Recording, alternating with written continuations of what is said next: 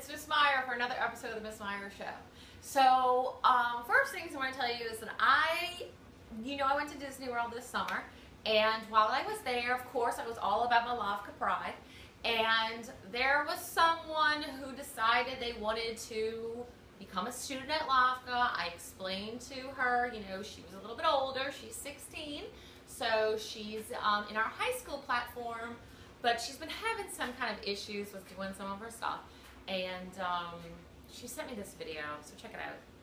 I'm so frustrated. All of this work, Study Island and Class Connects, I just don't know what to do. Well, hello there. What's your name? What do you do when things get hard? Put on that green and start riding to whistle loud and long. Just hum a merry tune.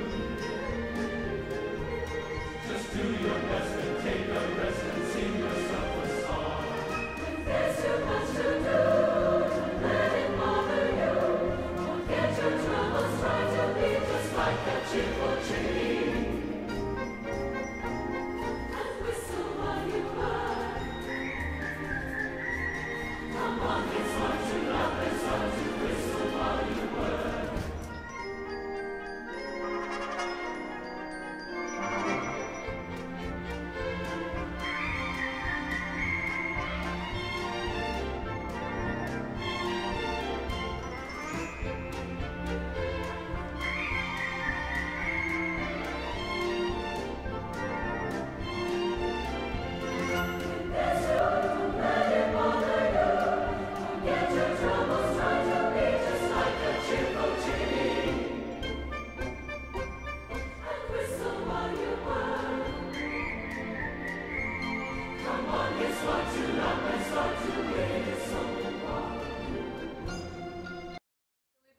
About separation of powers and things like that. So now what we're going to go over is some other things that happen in our government.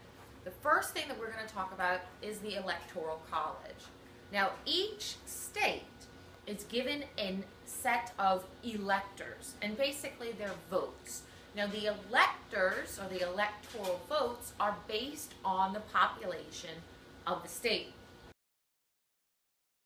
So a big state like Texas, the stars at night are big and bright, deep in the heart of Texas. Or California is going to have much more electoral votes than a smaller state like Rhode Island. Now, when a candidate goes for running for president, that state, whichever the majority of the people vote for, like if the majority of people for John Smith is going to get all those electors for the state. Okay? In order to win the election, you need to have, I'm going to put it right here. I don't know exactly how many electors you need, but I'm just going to put the answer right here. Okay?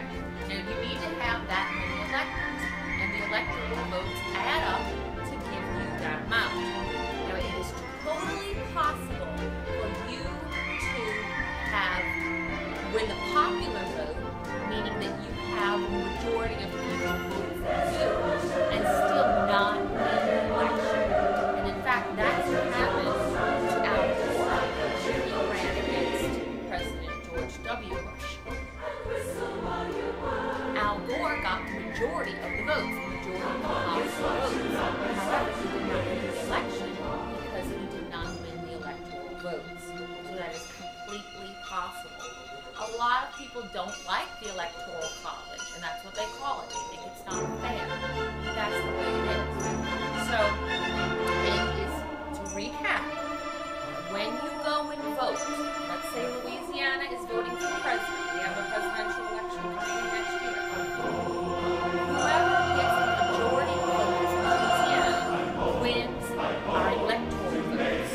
All of those electoral votes are added up, and whoever has the most electoral votes. How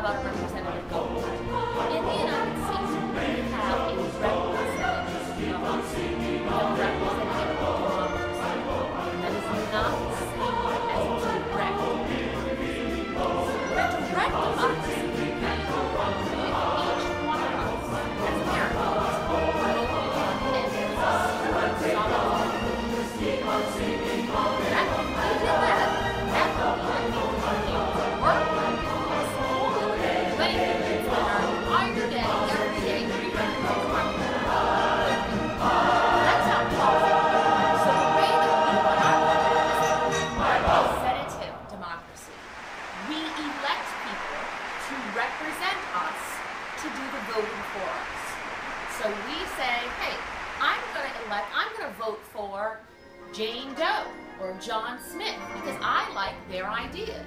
And I feel that they would do a really good job of representing me in government, in Washington, D.C. So that's what we have as a representative democracy. If we were the ones that voted on everything all the time, it would be a direct democracy. Now, the way that a bill becomes a law is that we as Americans can propose an idea to our representatives. Our representatives can then vote on it. They can say, hey, this is going to be a great idea, it should be a law. They can go ahead and vote on it. It then goes to the Senate, where the Senate votes on it. If it passes through both, it goes to Congress, excuse me. If it passes through both the House and the Senate, it then goes on to the President. If the President doesn't like it, he can veto it. If he likes it, he can sign it and it becomes a law. All right.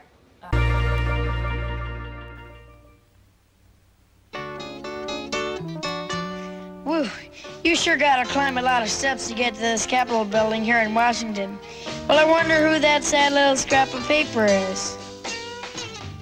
I'm just a bill, yes, I'm only a bill, and I'm sitting here on Capitol Hill. Well, it's a long, long journey to the capital city. It's a long, long wait while I'm sitting in committee, but I know I'll be a law someday. At least I hope and pray that I will, but today I am still just a bill. Gee, Bill, you certainly have a lot of patience and courage. Well, I got this far. When I started, I wasn't even a bill. I was just an idea. Some folks back home decided they wanted a law passed, so they called their local congressman, and he said, "You're right, there ought to be a law." Then he sat down and wrote me out and introduced me to Congress, and I became a bill. And I'll remain a bill until they decide to make me a law. Just a bill, yes, I'm only a bill, and I got as far as Capitol Hill. Well, now I'm stuck in committee, and I'll sit here and wait while a few key congressmen discuss and debate whether they should let me be a law. I hope and pray that they will, but today I am still just a bill.